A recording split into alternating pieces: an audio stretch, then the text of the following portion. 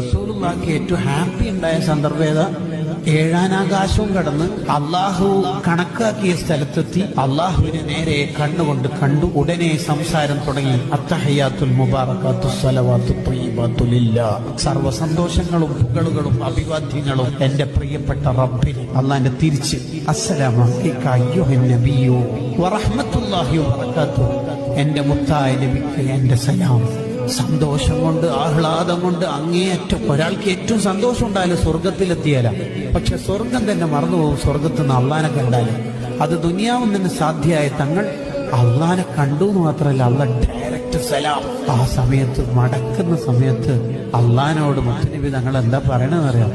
എനിക്ക് മാത്രം പോരാ, അസ്സലാമു അലൈനാ വഅലാ ഇബാദില്ലാഹി സ്വാലിഹീൻ. എന്റെ പാവപ്പെട്ട ഉമ്മത്തുണ്ട് ദുനിയാവിൽ, സാധുക്കളാണ്, ഓർക്കും നിന്റെ സലാം വേണം അല്ലാഹ്. അപ്പോഴും നമ്മൾ തന്നെയാ മനസ്സിലുള്ളത്.